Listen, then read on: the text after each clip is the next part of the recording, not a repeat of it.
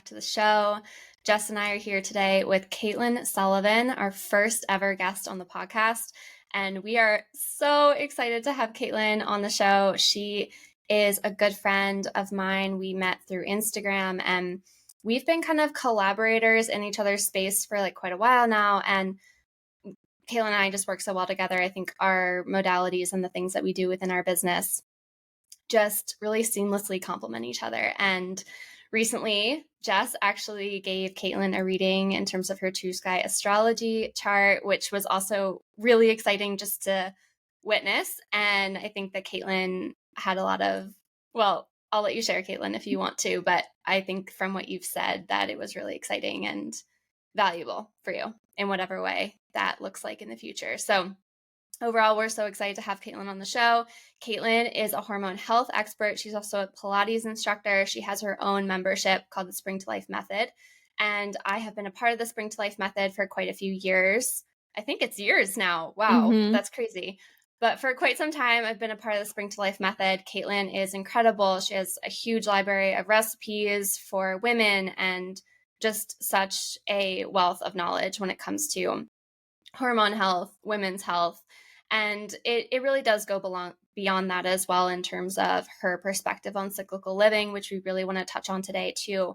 So overall, Caitlin is just so great. She's a joy to work with, and I'm so grateful for her for all of her expertise and the work that she puts out for women in the world. So excited to have you on today, Caitlin.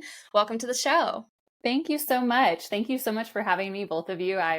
When I was getting ready, I was like thinking about how honored I am to be the first guest on your podcast. I've been a fan since you launched, and I've been a fan of yours, Lily, for a long time now. And Jess, like being able to connect with you and get a reading was really awesome. So I feel very honored to be here today, and I'm excited to talk with you ladies.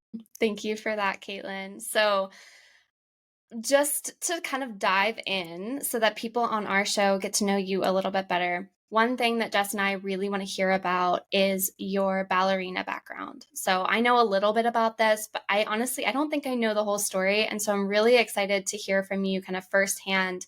What was your experience as a professional ballerina? Like what was that for you? And yeah, just anything and everything that you want to share around that and your journey with that. I think that's a great jumping off place for this episode.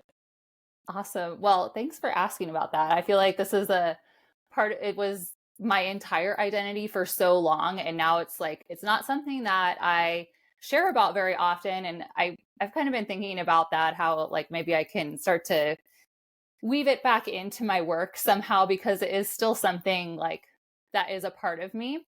But I was a professional ballet dancer for 8 years or so.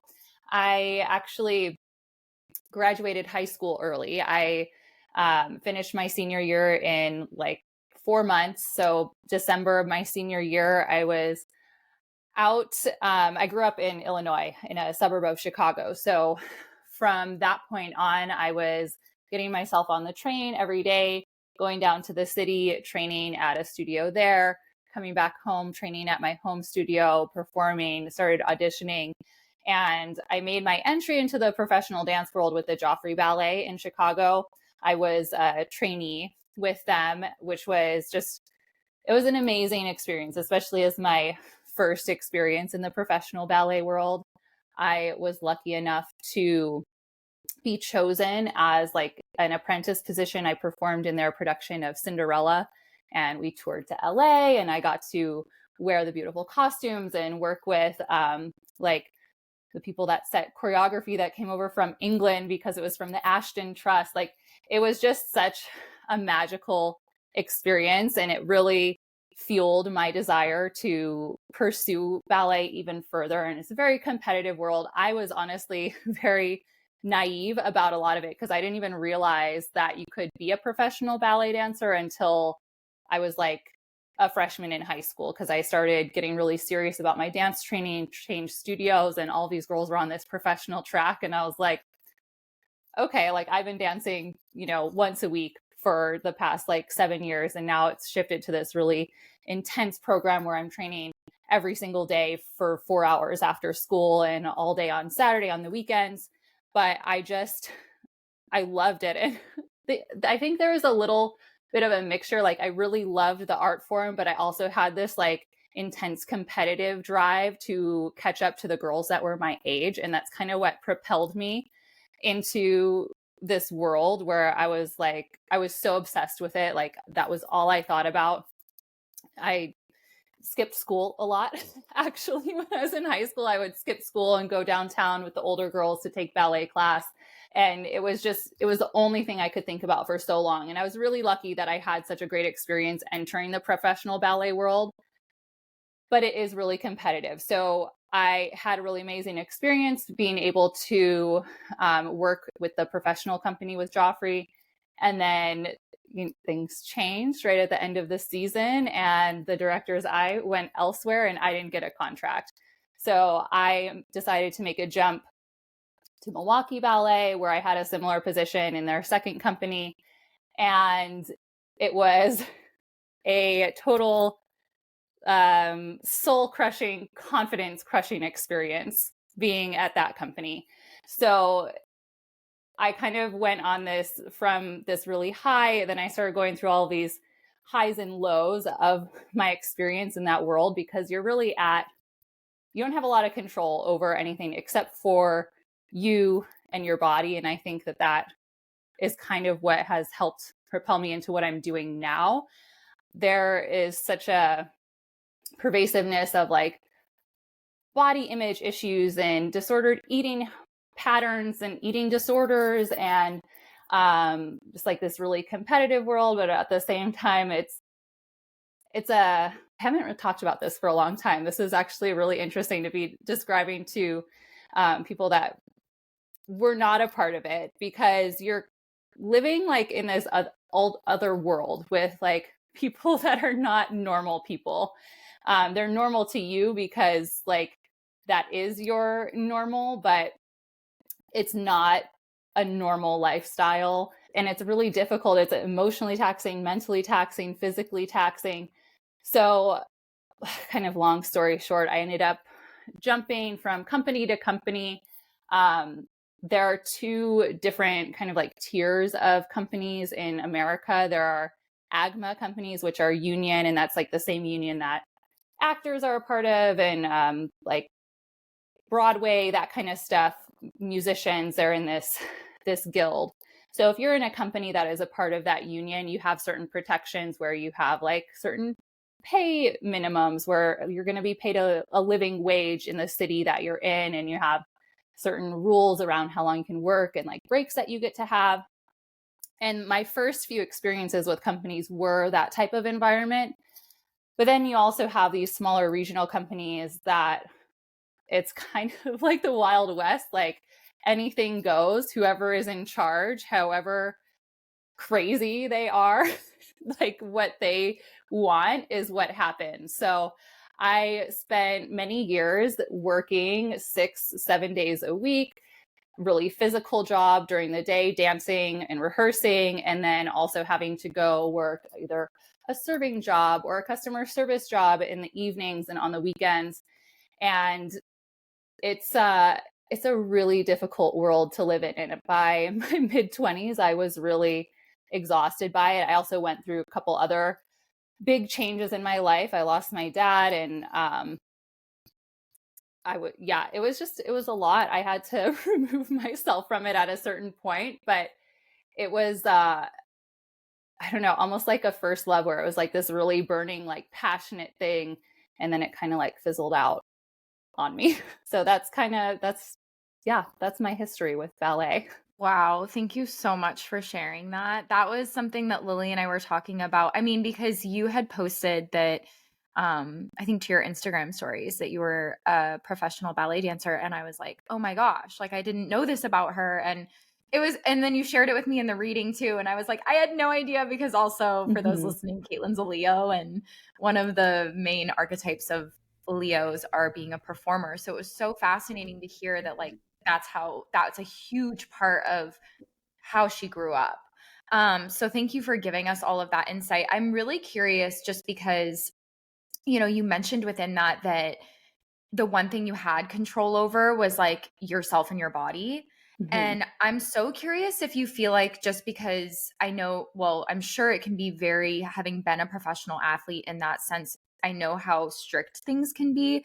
Do you feel like you ever disconnected from your body within that? And if so, like, did that influence like the work that you do today? Yeah, 100%. I would say that for like the majority of like that 8 or so years that I was in the professional dance world, I was like almost completely dissociated from my body, which is, it's kind of a weird thing because I also had like extreme control over my body in the same, sense. But there's a huge pressure on body image, on like fitting a certain image. And I was lucky. I'm 5'8", I'm tall. I've always been like tall and fairly lean. But once I got, kind of past like 18, 19, I really struggled with like staying like lean and tone, like having like nice muscle tone to my body. And it was something that I really like internalized and felt bad about myself about, but I also knew that I was getting judged by the people that were making decisions about casting and thing. And there really is this thing in the ballet world where you get a fat talk, where you get sat down and said, you need to lose weight, to be in this show.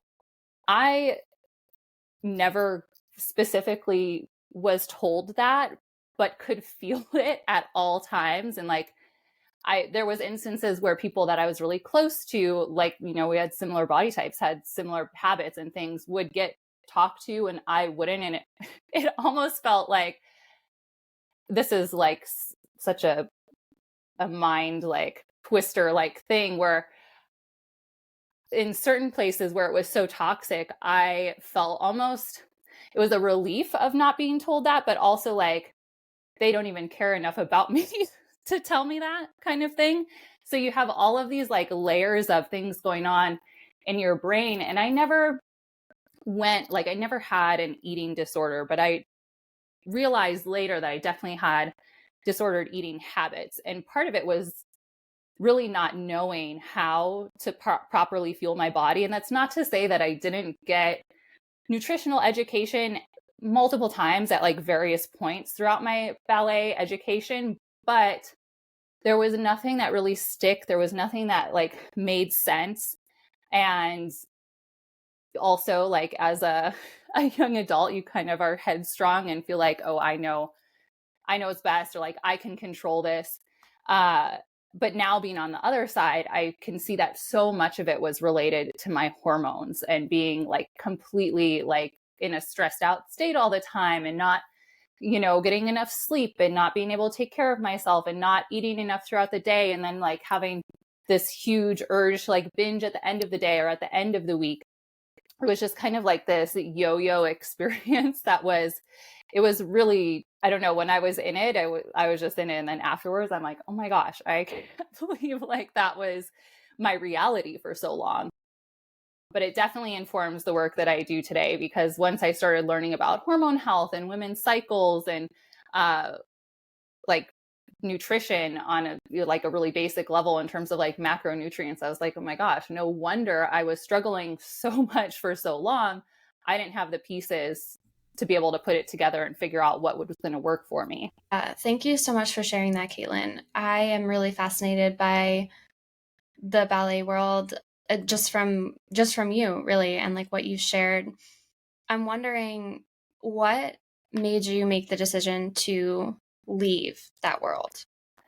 So I was back in San Diego. I was dancing for a ballet company there, and I had previously danced for them. I had spent a season there, and that was like the first like reality check that I had in my professional career, because I got there and I was like, what kind of show are we running here? Like, what? This was like nothing like anything I'd ever been a part of before. So my contract, after my first contract expired there, I went out seeking greener pastures, only to find very similar, if not worse, things in my next experience. And so after that, I had gotten injured. I had taken some time off. I was kind of like floundering, unsure of what I was doing. I was living back home, and I got myself back in shape. I auditioned. I went back to San Diego, I signed a new contract with them, and I spent 2 more seasons dancing in my mid-20s, and I was really uninspired. So I don't want to like trash talk or anything, but the work that I was performing, like, it was nowhere near the caliber of what I knew I was capable of, or like even like something that I've done side projects. I have friends that are executive directors of dance companies now, that we've collaborated on things in the past where I was performing work that, like, even though it was in a small theater with 50 seats or whatever, like, there's this experience that you have when you're on stage where it's like almost an out of body experience, or maybe it's like a totally in body experience, really, where you're just like in it and like nothing else exists. And I had experiences like that before. And then I was in this place where I was doing things like, I didn't even want people to come and see me perform these things that I was doing. Like, I was not proud of the work. And I felt like the company that I was working for, the leadership was not great. I just wasn't proud of what I was doing, and I was getting really kind of apathetic to it. I knew I had a bad attitude, and then, things happened in my life. My dad passed away from cancer, and I was at the end of my season. And the way it works in the ballet world is you usually sign a contract for whatever the length of the season is. It's usually anywhere from like 20 weeks to, if you're lucky, closer to like 30 or 40 weeks of the year. So I was getting close to end of my contract, and usually you have like a conversation with leadership, with a director, either for them to like say, hey, hit the road, we're not renewing your contract, or like talk about the next season. And even though like I had pride always in what I myself was doing, like I was always going to like try to do my best on stage. I knew I wasn't like in rehearsal, like showing up as best I could be. I wasn't feeling the drive that I had always felt, even being in class, because as a dancer, you take class every single morning to warm up your body. And that had always been just like very meditative for me. I loved like spending that time with my body. And I was just feeling so over it because I wasn't being challenged in the way that I wanted to be challenged. And I wasn't, doing anything creatively that I really felt passionate about. So it kind of just felt like this natural, like, fizzling out. And then I had my meeting at the end of the season with the director, and I kind of surprised myself with how forthcoming I was about how I felt. And I think it's because I knew I was at the end, and it kind of solidified it because he still offered me my contract to come back the next season. And I was like, dude, I just told you, like, this is not it, like, especially this right here. So that was the end of it. And it was crazy because I lived and I breathed ballet for so long. I never thought I'd be able to quit cold turkey, but I can count probably on one hand how many times I've taken a full ballet class in the past like 5 or 6 years since I left.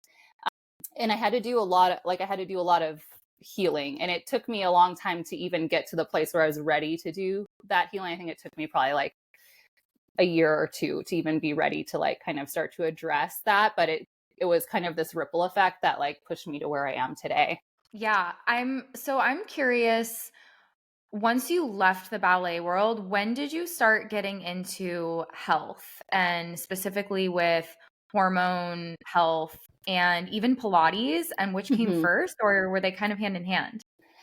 Yeah, it was somewhat, they came very quickly after each other. So like I said, I left, and I kind of was in this place where I remember telling my boyfriend, I was like, I don't know who I am anymore, because all of my friends were the people that I used to spend every single day with in the studio. And now like that's not what I'm doing anymore. So I had to like figure out what I was doing. I think at that time I had been working on an undergraduate degree online. And that was kind of something that I had started, but before I moved back to San Diego, because I was living at home, and my parents, mostly my dad, was like, like, what are you doing? Like, and he had always wanted me to go to school, and I was kind of not, I was kind of on the fence about it, because I had never wanted to get a dance degree. So I was like, no, I'm not going to do that right now. So I was doing that online, but I had changed from a fashion merchandising major to a business major. So went from something like really creative to something really boring. And I was just like trying to get it done. Like I just wanted to get it out of the way. And while it was online classes, and really while I was taking them, I was like, this is kind of dumb. Like I was like, there were certain like math classes, that stuff was hard, but like the like practical things that I was supposed to be learning, I felt like, life experience kind of gives you a lot of that. So I was in this place where I was like, I don't know what I'm doing. I started looking for jobs, and I ended up working at this spin studio that had opened up like a mile away from my house. And so that was kind of my entree into the fitness world. So I was just working front desk. I've never been a spin instructor, never will be a spin instructor. That's just not my vibe. But it was really interesting, and that kind of pushed me to like try some new things. But I was really struggling, number one, with body image, and number two, with just like functionality of my body. Once I stopped dancing, like, I don't know, I love the saying, a body in motion stays in motion, because I think it's so true. Towards the end of my dance career, I was dealing with a couple different injuries. I had like this kind of long-standing thing that had happened in my back. I had fallen in the kitchen of my serving job, fell like flat on my butt, and something had happened where I like compressed some vertebrae like in the thoracic area, and like it affected my neck and my posture. And so for a while, I had been, probably for like 2 years, I had been struggling with strength in my upper back because of how like my bones were pulling, like however that works. So I was struggling there, was having like, it was to the point where I would have to like trade hands on the steering wheel, because even like holding my arm up like that was really difficult for me. And like when I was waiting tables, it was hard for me to like carry trays and even carrying groceries in. So I was struggling with my body, and I would go and take these spin classes because I worked there and it was free for me to take classes. And I don't know if you've ever taken one, but you do the like weights, arm weight section.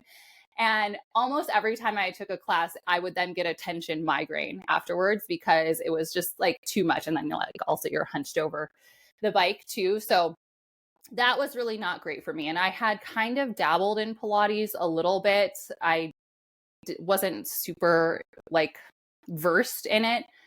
But I had been trading one of my ballet teachers. I worked at a coffee shop, and I would bring her beans from the roaster, and she would let me like do Pilates with her and one of her clients. So I had been doing that and like feeling some benefits of it. And I had kind of expressed to her that, oh, maybe I want to like learn more about this. I want to become certified as a Pilates instructor. And she was like, honestly, it's not worth it. You won't make any money. There's so many Pilates instructors here in San Diego. So I kind of let that idea go, and I was working at the spin studio and trying to figure out what was going on, and had all of these things going on with my body. So when my dad died, he died of cancer. He was only 56, and it was like wake up call for me. I was like, and it had happened rapidly.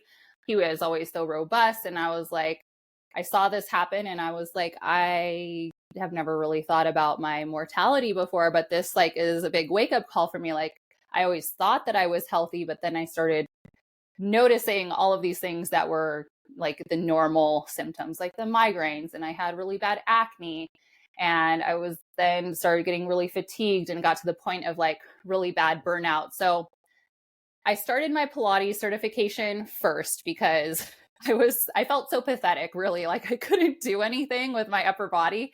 So I just kind of intuitively knew that like this was the route I needed to go down to try to rehab my body. And for me, it just makes sense. I think like I always want to know what the thing is, rather than like, I guess I could have gone to PT or something like that too, but that didn't occur to me. So I got Pilates certified. I did this 500-hour certification with a very big franchise studio that is all over the place. And I started teaching right away, but it took me about like, I think almost a year to go through that certification. And I started teaching right away. And I still, like, I felt a little bit better in my body, but I still had most of the same issues with like migraines and chronic pain and all of that. So I started teaching, and then I stumbled upon this other like privately owned studio. And it's a completely different approach to Pilates. That's where I met my mentor. And I almost like immediately after that started a mentorship with her. So I dove in for another 6 months of education in the classical method of Pilates. And that just like changed my life, like blew everything open for me. And changed my body too. Like within a matter of like a couple sessions working with her, I could like feel things working like the right way. I felt stronger. I wasn't experiencing as much pain. And I was like, okay, this is what I've been looking for all of this time. So I was really excited about that. Learned like every time I was in that building, everyone that works there is so amazing. I learned something every time I'm there, but I still had all these health problems. So by this point, I was still dealing with my acne. I was fatigued. I was sleeping through alarms and missing like lessons because I was teaching 6 a.m. lessons at the studio, and then needing a nap in the afternoon, and like unable to digest red meat, and like having all of these like digestive issues and things like that. So that was when I decided to go to the holistic health coaching route. So again, I was like, I'm just going to use myself as like a guinea pig and like figure this out. I want to know more about this. So I started that. And that is where I learned about hormone health. So then I added the hormone health concentration onto my training, but it was so worth it, because that's when I had all of these like light bulb moments of like, I can't believe I've been treating my body this way for so long. Of course, I'm not eating any food until 2 p.m. Of course, I feel like crap the rest of the day. Of course, I'm really like angry and moody, and I'm eating a lot of processed food, so my gut is imbalanced. It was all of these things. And then like learning about the phases of the menstrual cycle and how I'm not meant to feel the exact same every single day. I think that was like the biggest thing, because I think especially like coming from the background of being a ballet dancer, you want to be able to perform the same way every day. But some days you're on your leg and some days you're not. Some days you're feeling flexible, some days you don't. Some days you can do really fast petita leg and sometimes you feel like you can't get off the ground. And that translates into everyday life, So just realizing that like my energy, like it wasn't in my head, like my energy is actually fluctuating every day. My hormones are actually fluctuating every day, was such like validation and just like a sigh of relief for me. And I was like, okay, I need to know more about this. I need to know how to like make this work for me. And that was like the start of everything that I'm doing now. Okay. So you touched on the cyclical piece that is such like a core part of your work. And I definitely want to go there, but I have this lingering question for you around your journey with ballet and why you decided to leave, and how you had kind of a lot of these health issues kind of crop up after the fact. So you described something that I've felt as well when it comes to, for me, sports, this feeling of being like totally embodied, and it's kind of like, this flow state, a high, whatever you want to call it. And you described how it was really lack of inspiration that pushed you to leave, ballet, the world of ballet. And I'm wondering, thinking about it from that perspective, was your body speaking to you at that point when you decided to leave? Or was it really this truly like this lack of inspiration? And what I'm trying to get at here with this question is, do you think that you would have left if it was your body kind of screaming at you? Or did it really have to be this kind of dying of the love of the thing? That's a really good question. And honestly, I have not really thought about it that way before. I think there was a couple different things at play. And another side of this that like I didn't completely touch on is that it's like an artist's life. It's a struggle now with like social media, and like there's a lot of different avenues to like generate income for yourself. Like things are a lot different now. And I think I was kind of like on that like point, like in my career, like when things were starting to happen, like I could have done things differently. So to back it up a little bit, when I was in high school and saying that I wanted to be a professional ballet dancer, everybody told me I'm not going to make any money. So that belief was really embedded into me. And I just believed that no matter where I got a job, I was never going to be making enough money. And so then there was also the layer of like, I always had some support from my family, but I also felt like I've always been really independent and wanted to like take care of things myself. So I always had a second job. So, or third job or a fourth job. So I was always like on the go running. So I think that for part of it was like my mental state was not in the right place. Like I wasn't 100% in with ballet anymore because I felt so pressured to bring income in elsewhere.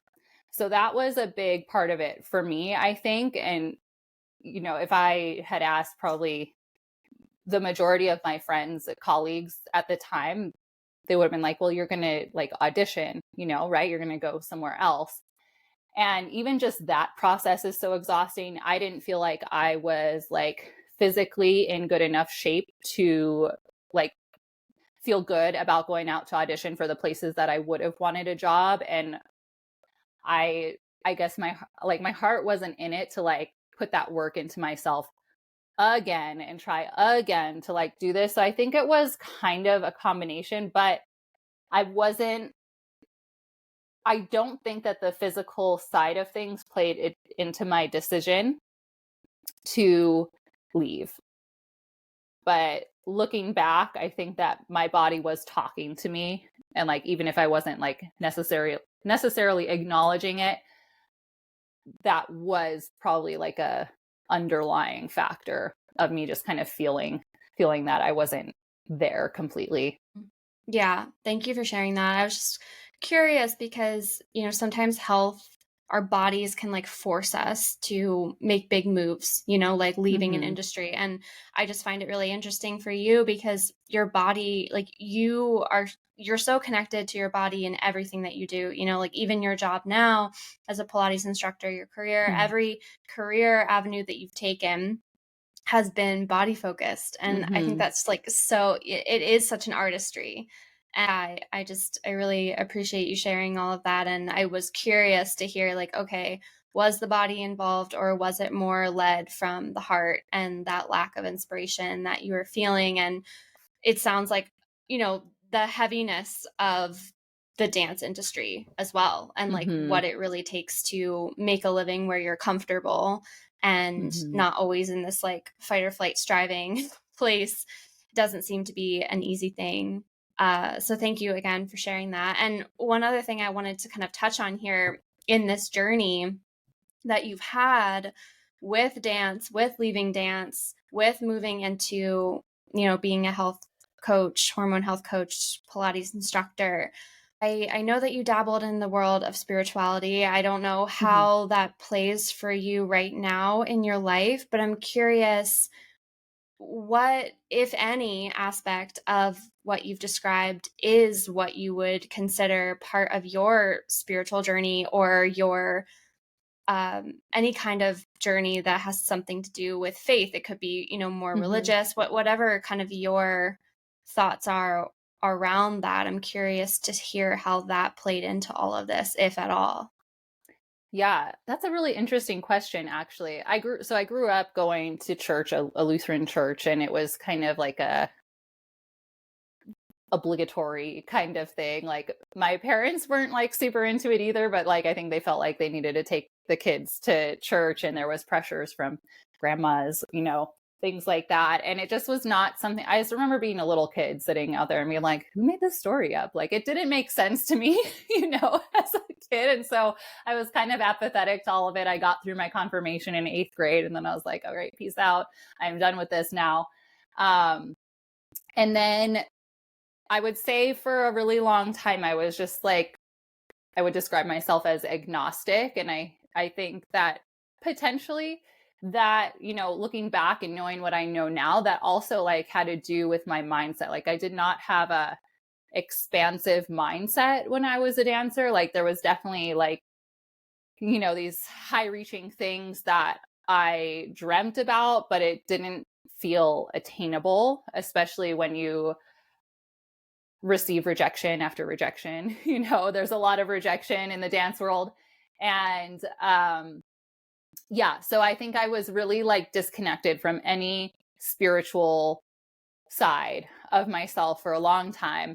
When I started to go through all of these changes with my health and with my body, I was kind of introduced to the more spiritual side of things and like different approaches to spirituality. I worked with the same business coach as you did, Lily. So there was a lot of that injected in. And it was interesting because it was not something I was really exposed to before, but um, it made me think about my intuition, made me connect back to my intuition, and also think about, things that I've experienced as a child, and like in the like intuitive, like kind of sense. And it was kind of more of like unexplained type of things that were like distant memories in my brain. And I was like, I have had like these weird experiences, and it made me, I was very, I would say for like at least 2 years, I was like a sponge. Like I wanted to listen to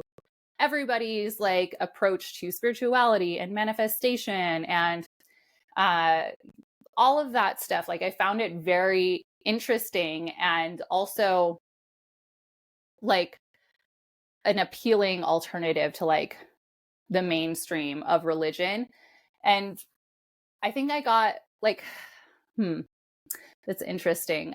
I think for a while I was like kind of heavily influenced by a lot of the people that I was surrounded with. Like I was listening to a podcast this morning where they're saying you're kind of the sum total of like the 5 people that are closest to you. So I think for a while I was really like immersed within a lot of people that were deep in the spiritual space. And that kind of made me explore a little bit more of like infusing certain things into my work and like playing with things. And actually it makes me think of, Jess, you were telling me when I interviewed you that like there are certain things in astrology that like you felt like you should do, but they just don't resonate with you. And I think that's kind of what it was for me. Like I wanted to experiment with like meditation and kind of more like ethereal like topics and stuff. And I find it really interesting, but I realize that it's more of just like a personal interest for me. It's not really something that is front facing in my work. But I do think that in the way that I approach movement and like the connection to the body, that there is some kind of spiritual aspect to that, because I think the one idea that really has like stayed with me and that made a huge difference in like how I felt about myself, how I physically felt, and everything is that I am in control of things. Or, and you can take, I don't know, I'm not like I don't have any authority in this space, but like putting yourself in the position of God and feeling like you are, or, source, or whatever kind of like term you want to use for it. That is the one thing that I find so empowering. And that really helped me to shift my perspective on a lot of things in life, and just being in control and moving away from a victim mentality. So I think that if anything has like stuck, that is it. But I'm not ever telling anybody that. So it sounds like what you're saying with your spiritual practices, it's more of like a personal journey.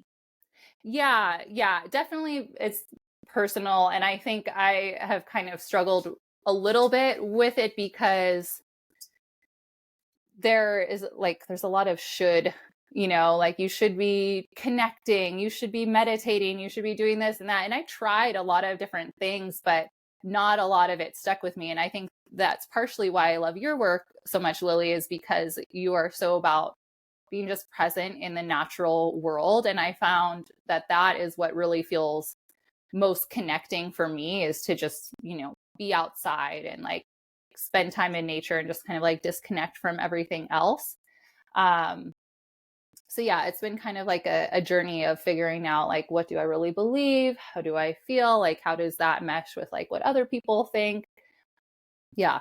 Yeah, that's so interesting. And I think the key piece too is just like what you touched on around the empowerment of like, as women, especially like reconnecting with our bodies. It's like, it's so empowering. And I'm just really curious, like shifting a little bit into the cyclical living work that you do, I'm so curious about what that looks like, both for you and with your clients. And if you ever experience women that have a lot of resistance to that.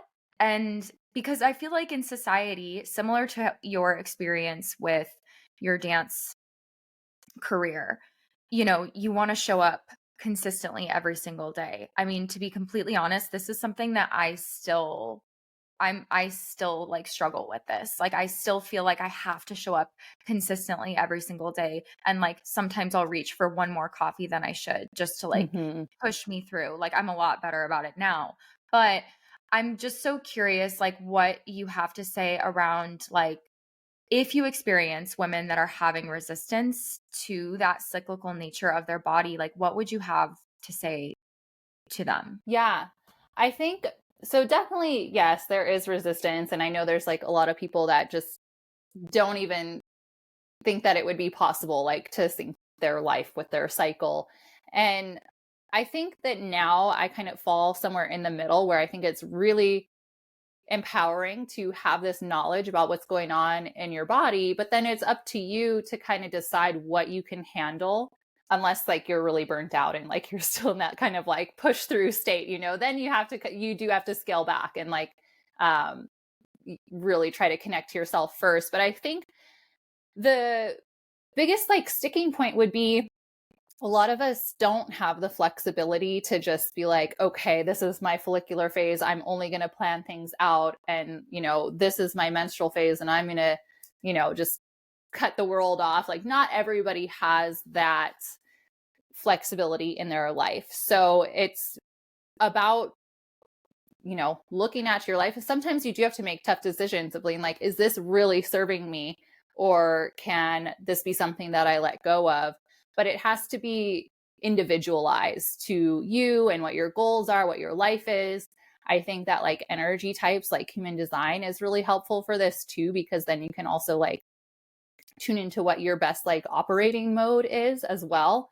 Uh, but it just comes down to like kind of understanding what each phase is best for, and then applying that to your life instead of like applying your life to the cycle, and just kind of figuring it out. I'm still figuring it out. Like it's something that just like evolves over time the more that you like lean into it. And I used to beat myself up about it. I'm like, oh, like again, another cycle that I, didn't, properly honor my luteal phase or whatever the thing is.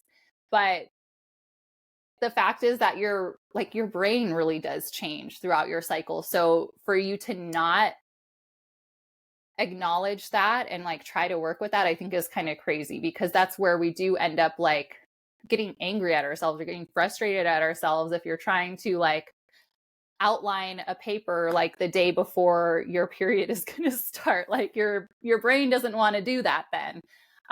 So yeah, I think it's about finding a middle ground. It's about finding a connection with your intuition to kind of guide you through it, instead of like trying to cookie cutter the cycle syncing or cyclical living aspect of things. Yeah, I love that approach, because I think for me personally, when I've not with your work, but just in general with like cycle syncing, I've felt resistance because I'm like, well, I don't like, what if I don't sync properly? Like to like what if I don't want to do that in that phase? Or like what if in my ovulation phase, like I'm really tired and I'm not feeling like I want to just go be a butterfly and have everyone see me. And so I think like for me, and I'm sure if I experience this, I'm sure other women are probably experiencing this too, where, there is that little bit of like resistance and like, how do we meet ourselves there? And I know that's just like so much of the work you do. Like I've heard Lily has talked about just so amazing, just she shared so much of just how invaluable your work has been for her. And it's been like inspiring me to like want to connect more deeply with myself in that way.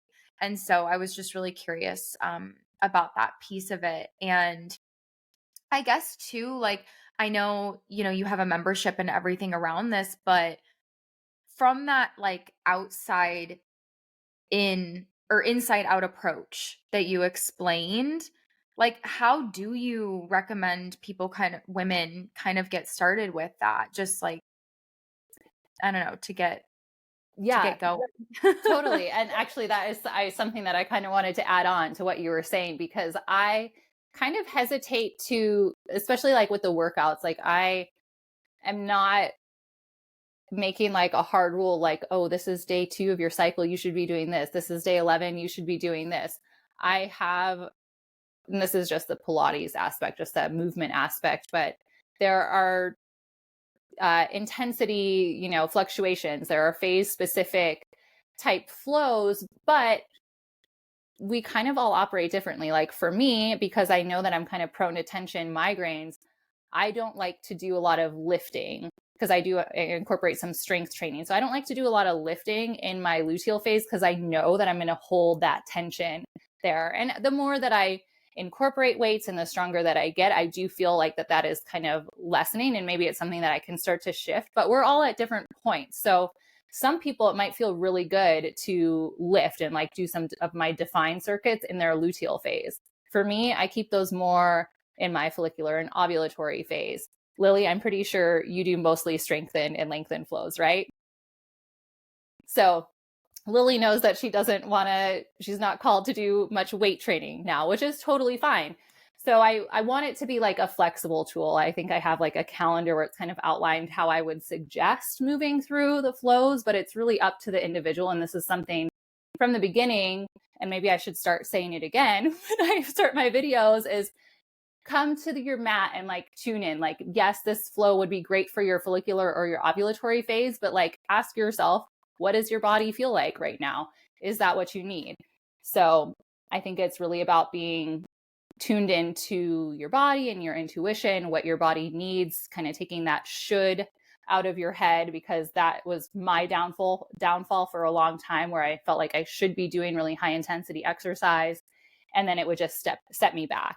So to back it up a little bit, for somebody that's just starting to approach this type of work, I really suggest, number one, starting with a reset. So I have really all of this, our hormone health is built on habits. So I wanted to offer like a really simple approach to kind of overhauling your habits. So I have a 4-week reset where we approach your morning routine, and then your like meeting your needs in terms of nutrition and sleep, and then regulating your nervous system, and then kind of going into the external factors.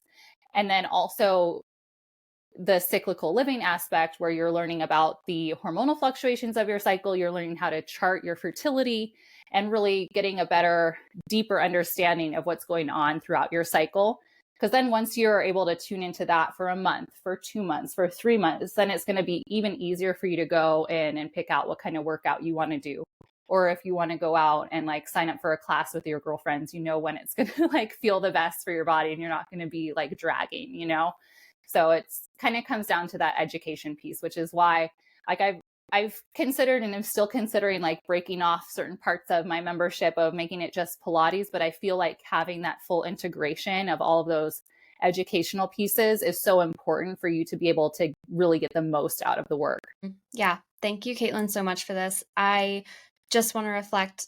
Yes, I have yet to do a define flow. I was just thinking about that. I've yet to do it. And it's funny that, you mentioned that, because I obviously take an intuitive approach to a lot of the things that I do.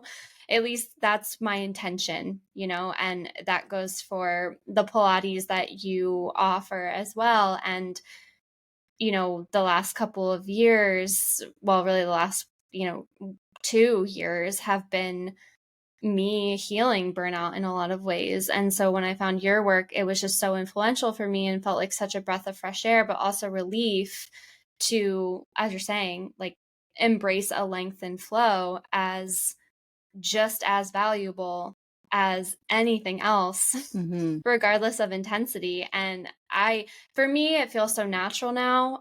But I do remember a time when a stretch didn't count, in quotation marks, and I have some clients who have shared similar thoughts with me, where they're like, well, that doesn't count as exercise. And it really is just about your perspective and mindset. I also just wanted to say that I love your suggestion for kind of establishing a baseline, because I do think that it takes, a little bit of intention, to go into, okay, I'm just opening up this intention for the month that I want to be a little bit more connected to what it means to be connected to my cycle personally, and just holding that intention, I think can be really powerful, even if you're not sure exactly what that's going to look like for you, because as you said, it is, and I've experienced it, it is a month to month situation. Like it's not about practice necessarily, but it isn't something that just reveals itself to you the second you sit down, and it's just like consistent from there on out, in terms of like when you want to do soft movement, when you want to be more, intense. And I have found that your suggestions, it really does, like my energy really does flow with my cycle a lot. But I did want to bring in another part of cyclical living, which has to do with one of the aspects that you spoke on earlier about connecting with the earth and being in nature, and specifically kind of the food piece of the cyclical living aspect that you bring to the membership, which we've talked about before. But I love, I think it's so brilliant, and it really is a connecting force cord for me to nature, as well as, I have other practices too, of course, but it definitely feels important. So I'm wondering if there's anything that you want to share around that piece.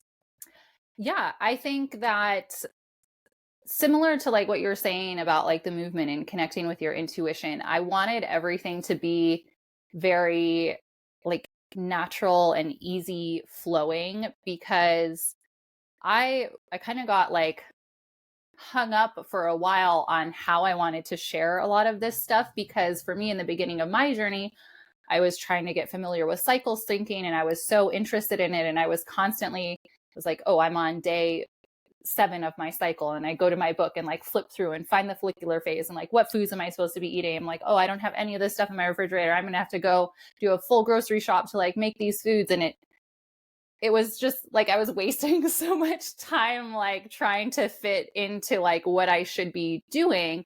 And also over time I realized I was like, okay, well, these summer and spring foods are not in season in winter time, and vice versa. And it was just kind of like, it felt wasteful in a way. It felt just kind of like excessive and like too much and becoming stressful. So I wanted to make this much simpler. And with the phases of your cycle, you can correlate them with the season. So like your menstrual phase is your inner winter, your follicular phase is inner spring, ovulatory summer, luteal autumn. So we have these different energies that we flow through in our cycle, but also we live in this natural world where we're also flowing through these seasons. So the most logical and like easeful thing for me, and yes, we've talked about this, Lily, and I love that you're so into it too, but just eating with the seasons, and then,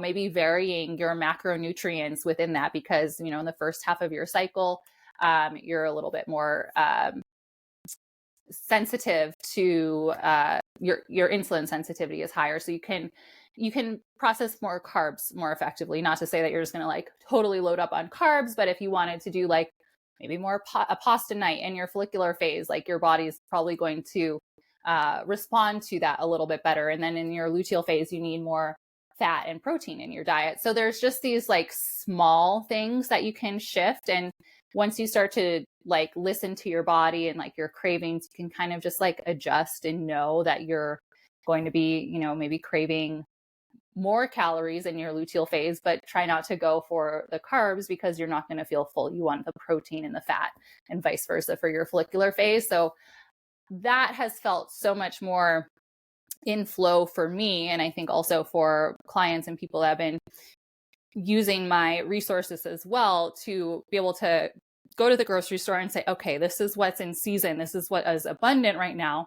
So that is great for me. That's great for my gut flora. And then I'm just going to like kind of tweak the macros within that, instead of trying to like have a whole different approach to your food from like week to week throughout your cycle. Yeah, that was such a great question, Lily. I was like, oh my gosh, I'm so excited to hear what she has to say because it's true. And I do think that that's something that a lot of women struggle with is like what to cook and what to eat. And like, just really, I love how and it sounds like you really provide a good guideline, but you also encourage like the intuitive side. And even as you were saying, the first half of our cycle, I think you said, we're more insulin sensitive. Is that what you mentioned? Okay, so you said you'll probably crave more carbs. I was like, oh my gosh, there are definitely points where I'm like, I just want carbs. and so really just for women listening, knowing that those types of cravings, when you're craving things that are like not just sugar and junk, like that's your body speaking to you. Your body is telling you what macronutrients it needs, and it is okay to eat carbs, And so I think that that was just like a really, really good point that you touched on there. And now I'm like really curious about everything that's in your membership. So as we're wrapping up on time, and then also for listeners, Caitlin has an amazing podcast, the Spring to Life podcast, and she really dives deep into all the different phases, into what they mean, and of course her membership. But I just really wanted to give you a shout there because I've listened to your podcast, and I think if listeners want to educate themselves more, like Caitlin is definitely your girl. She has so much educational content out there about this that we didn't fully dive into today. But Caitlin, where can people find you? Where can our listeners find you? And yeah. Well, thank you so much for that. I have my podcast. It's a Spring to Life podcast. Jess will be a guest on the podcast very soon. So make sure you're subscribed to hear more about astrology. So the Spring to Life podcast, I love my podcast. I'm on Instagram at Spring to Life Method. That's my main kind of like connection point with like my community. And then springtolife.co is my website. And that's where you can learn more about my membership. I also teach live classes in Flathead Valley here in Montana, and I'm taking on new clients. I'm actually taking on new virtual and in-person personal training clients. So if you wanted some one-on-one accountability with like just kind of a culmination of all of the things that we've been talking about today, I have some spots that are open right now. And yeah, I would love to connect with anybody that's out there curious about cyclical living, hormone health, birth control, all the things. Birth control. I know that's a whole nother can of worms. Other topic. So we might have to have you back on for that. Yeah. Well, thank you so much, Caitlin. This was amazing. You are just such a light and such a wealth of knowledge. And I'm so grateful that like to have connected to you through Lily. And we were just so excited to have you on today. Thank you so much. This has been so awesome.